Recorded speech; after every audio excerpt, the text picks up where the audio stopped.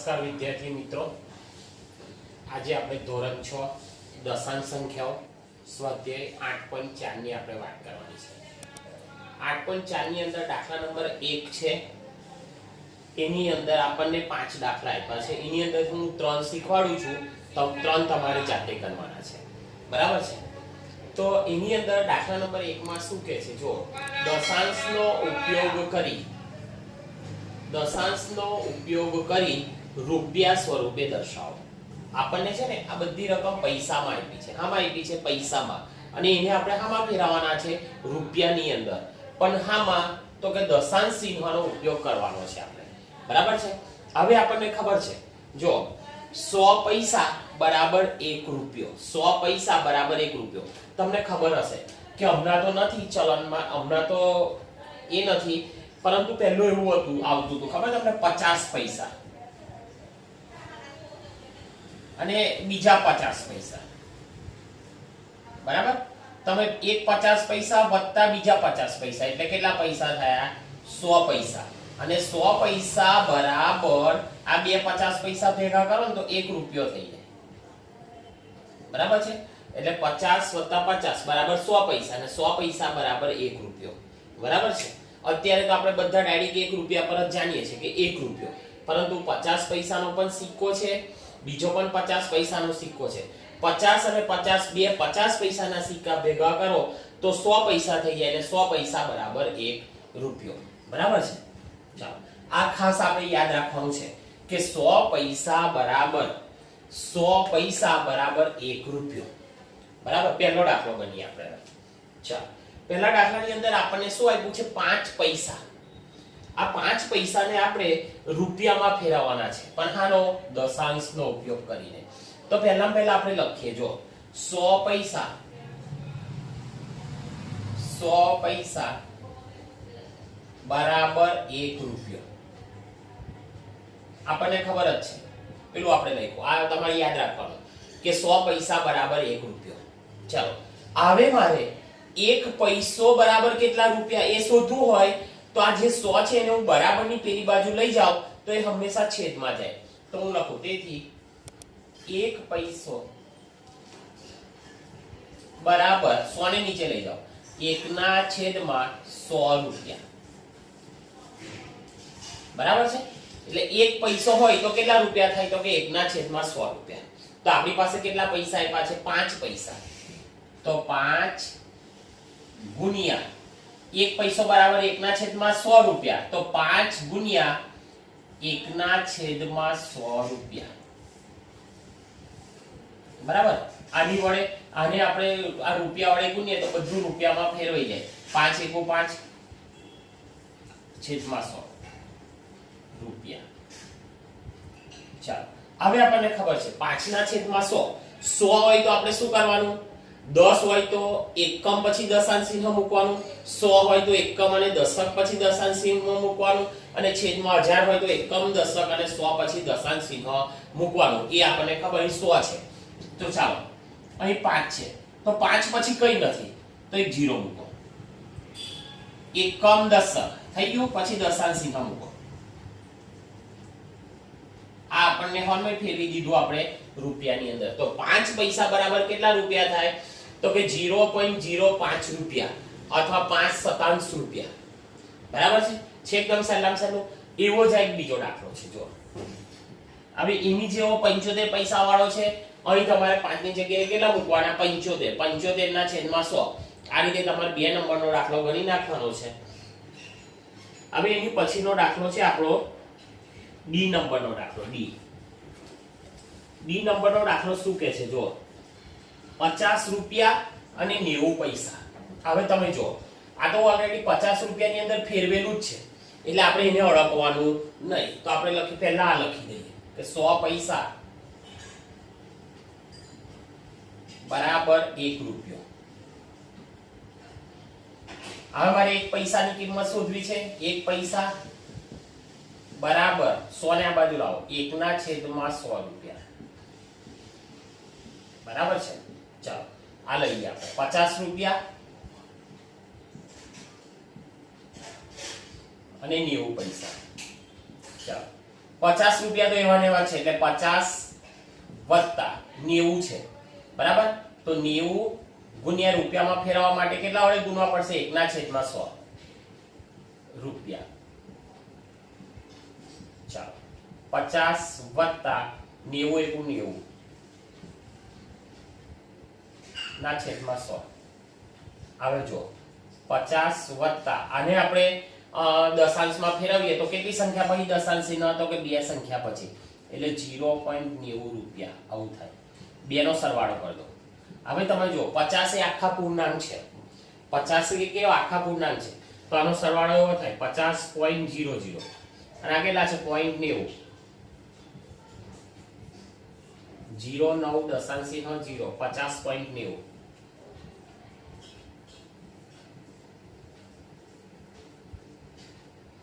બરાબર છે એકદમ સહેલામ સહેલું ચાલો એની પછી જો 725 પૈસા 725 પૈસા હવે જો 100 પૈસા બરાબર 1 રૂપિયો 100 પૈસા બરાબર 1 રૂપિયો 1 પૈસા બરાબર 1/100 રૂપિયા બરાબર આપણી પાસે કેટલા પૈસા આપ્યા છે 725 પૈસા તો 725 એને રૂપિયામાં ફેરવવા માટે 1/100 રૂપિયા ચાલો 725 એકુ 725/100 બરાબર હવે 100 છે એટલે કેટલી સંખ્યા પછી બે સંખ્યા પછી એકમ અને દશક તો 7.25 રૂપિયા છે એકદમ સહેલામ સહેલું આ તો આપણો દાખલા નંબર 1 હવે તમારે એના જે બાકીના બે દાખલા છે એ તમારે જાતે ગણવાનો પ્રયત્ન કરવાનો છે બરાબર છે જે આપ્યું હોય રૂપિયામાં ફેરવેલું હોય તેને આપણે એવું ને એવું રહેવા દેવાનું પૈસાને 1/100 વડે ગુણો દશાંશ ચિહ્ન મૂકી દો બરાબર છે એટલે આ રીતે આપણો દાખલા ગણી જશે બે દાખલા તમારી પ્રેક્ટિસ માટે રહેવા દીધા છે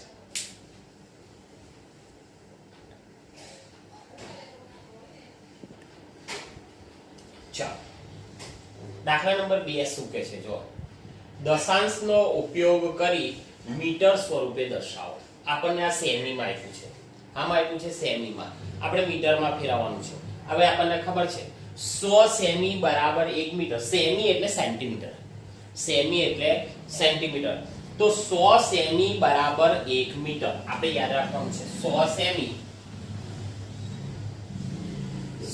સેમી બરાબર 1 મીટર આપણને ખબર છે પરંતુ 1 સેમી બરાબર કેટલા મીટર તો 100 ને બરાબરની આ બાજુ લઈ જાઓ તો 1 સેમી બરાબર 1/100 મીટર 1 સેમી બરાબર 1/100 મીટર તો આપણને કેટલા સેમી આપ્યા છે તો કે 15 સેમી કેટલા આપ્યા છે 15 સેમી 15 સેમી ને આપણે સામે ફેરવવાના છે મીટરમાં બરાબર છે તો તેથી 15 ગુણ્યા 1/100 મીટર ચાલો 15 એકુ 15 15/100 મીટર હવે તમે જુઓ 10 હોય તો એક સંખ્યા પછી દશાંશ ચિહ્ન અને 100 હોય તો એકમ અને દશક પછી દશાંશ ચિહ્ન એટલે 15 એકમ દશક દશાંશ ચિહ્ન 0 મીટર બરાબર છે ચાલો આગળ જો 2 મીટર અને 45 સેમી 2 મીટર અને 45 સેમી અહીં તમે જો 2 મીટર તો ઓલરેડી ફેરવેલું છે મીટરમાં એટલે એને આપણે અડકવાનું નહીં તો આપણે લખીએ જો 2 મીટર સોરી આ લખી દઈએ આપણે પહેલા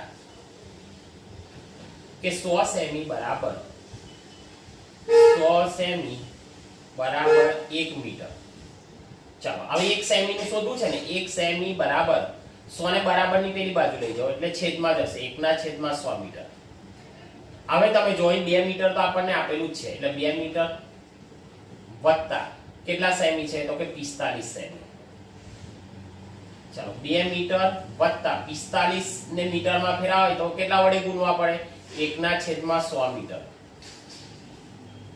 એટલે 2 વત્તા 45 એકુ 45/100 મીટર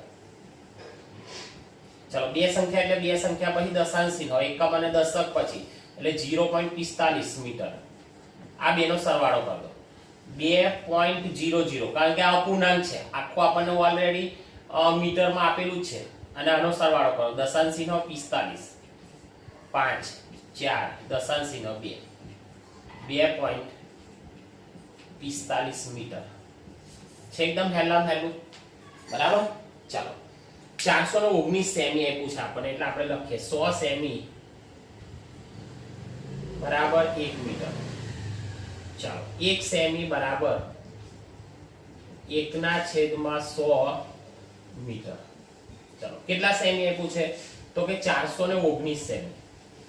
એને આપણે મીટરમાં ફેરવવાનું છે એટલે 419 ગુણ્યા 1/100 મીટર. ચાલો 419/100 મીટર. બે સંખ્યા 100 છે એટલે બે સંખ્યા પછી દશાંશનો એકમ અને દશક પછી તો 4.19 મીટર. ઓકે ચાલો થઈ ગયો. આ તો આપણો દાખલા નંબર 2. જે બે દાખલા બાકી છે એ તમારે જાતે ગણવાના છે. એકદમ સહેલું છે, કંઈ જ કરવાનું નથી. જે સેમી છે એને 1/100 મીટર વડે ગુણવાના છે અને તમને દશાંશ ચિહ્ન વાળું આવડવું જોઈએ કે 100 હોય તો બે સંખ્યા પછી દશાંશ ચિહ્ન, 10 હોય તો એક સંખ્યા પછી દશાંશ ચિહ્ન અને 1000 હોય તો ત્રણ સંખ્યા પછી દશાંશ ચિહ્ન આપણે મૂકવાનું છે. બરાબર છે. ચાલો હવે આપણે દાખલા નંબર 3 ની વાત કરીએ. ચાલો દાખલા નંબર 3 શું કહે છે? જો દશાંશનો ઉપયોગ કરી સેમી સ્વરૂપે દર્શાવો. સેમી સ્વરૂપે એટલે આપણને ખબર છે કે આપણી માપપટ્ટી જે 0 ને 1 વચ્ચેનો ભાગ છે એને આપણે શું કહીએ છીએ? 1 સેમી. 1 અને 2 વચ્ચેનો ભાગ છે એને 1 સેમી કહીએ. તો એની વચ્ચે 10 કાપા છે. તમને ખબર હોય તો એ જે સેમી છે 0 અને 1 ની વચ્ચે તમે જોજો 10 કાપા છે. તો એ શું કહેવાય? મીમી. તો 10 મીમી, 10 મીમી એટલે મિલીમીટર. બરાબર છે. 10 મીમી બરાબર 1 સેમી. આ આપણે યાદ રાખવાનું છે. બરાબર છે. 10 મીમી બરાબર 1 સેમી. આપણે અહીં લખીએ. ચાલો 10 મીમી બરાબર 1 સેમી. સેમી એટલે સેન્ટીમીટર. ચાલો તો 1 મીમી બરાબર 1/10 સેન્ટીમીટર. ચાલો આપણને કેટલા મીમી આપ્યા છે તો કે 5 મીમી. બરાબર. તો 5 ગુણ્યા 1/10 સેમી. ચાલો 5 × 5 5/10 સેન્ટીમીટર. હવે 10 એટલે એક સંખ્યા પછી દશાંશ ચિહ્ન બરાબર 0.5 સેમી. છે એકદમ સહેલું. ચાલો 164 મીમી. તો આપણે લખીએ 10 મીમી બરાબર 1 સેમી. ચાલો 1 મીમી બરાબર 10 ને બરાબરની પેલી બાજુ લઈ જાઓ 1/10 સેમી. કેટલા મીમી છે? 164 મીમી.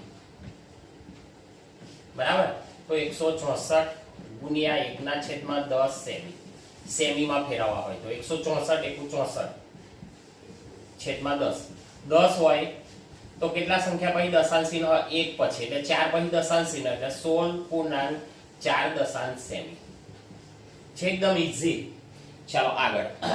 આ દાખલાની અંદર જો અહીં તો 9 સેમી ઓલરેડી ફેરવીને આપ્યું છે એટલે એને આપણે ઓળખવાનું નહીં. તો આપણે પહેલા લખી દઈએ. જો 10 મીમી બરાબર 1 સેમી.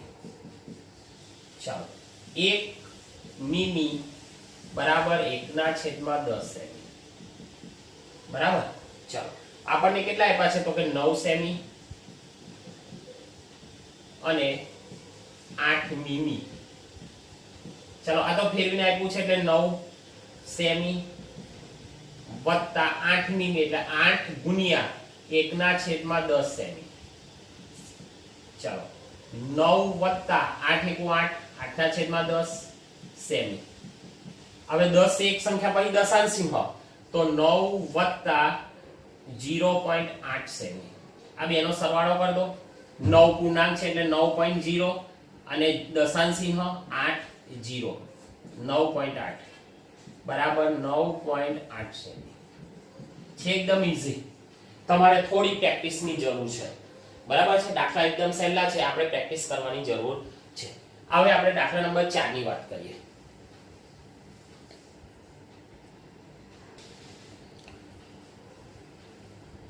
ચાલો દાખલા નંબર 4 શું કહે છે? જો દશાંશનો ઉપયોગ કરી કિમી એટલે કિલોમીટર સ્વરૂપે દર્શાવો, બરાબર છે. મેં અહીં લખી દીધું છે, જો 1000 મીટર બરાબર 1 કિલોમીટર. તો અહીં લખું, જો 1000 મીટર બરાબર 1 કિમી. કિમી એટલે કિલોમીટર, બરાબર. લંબાઈનો એકમ છે. આપણે કોઈ પણ સ્થળે જવું હોય તો એનું અંતર આપણે કિલોમીટરની અંદર માપીએ છીએ. એટલે 1000 મીટર બરાબર 1 કિલોમીટર. હવે મારે 1 મીટર બરાબર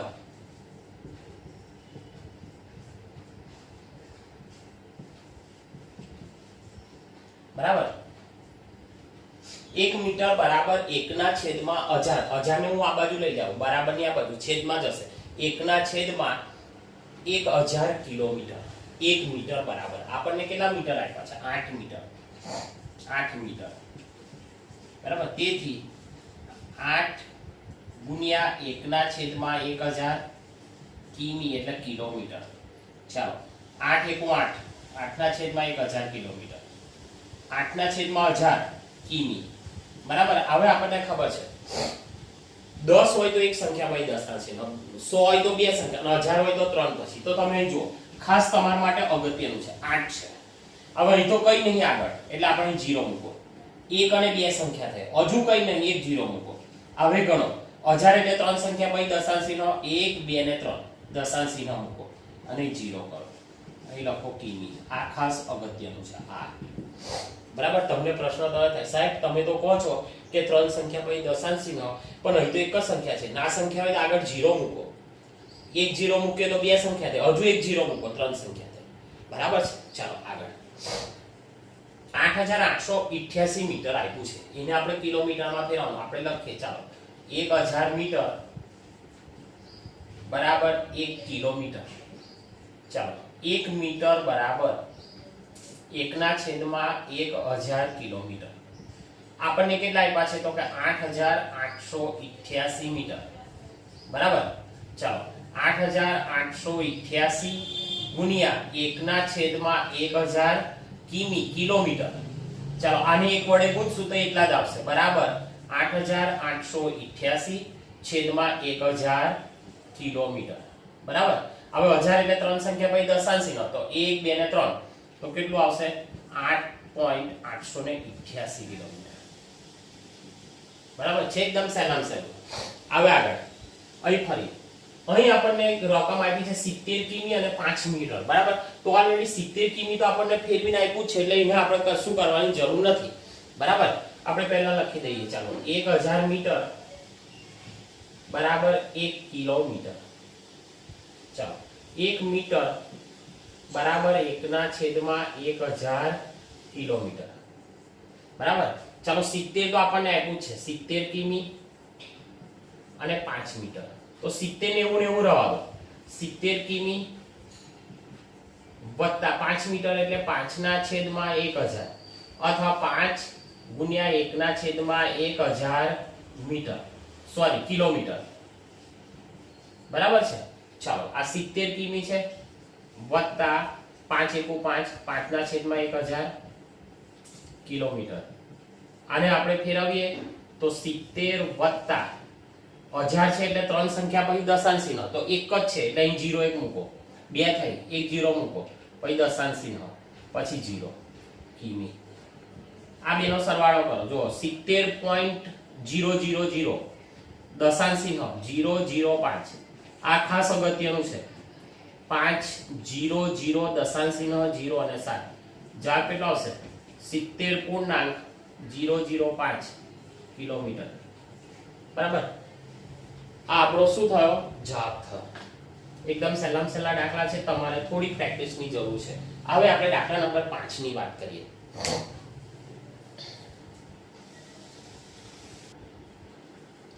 દાખલા નંબર 5, દશાંશનો ઉપયોગ કરી કિલોગ્રામ સ્વરૂપે દર્શાવો. દશાંશનો ઉપયોગ કરી કિલોગ્રામ સ્વરૂપે દર્શાવો.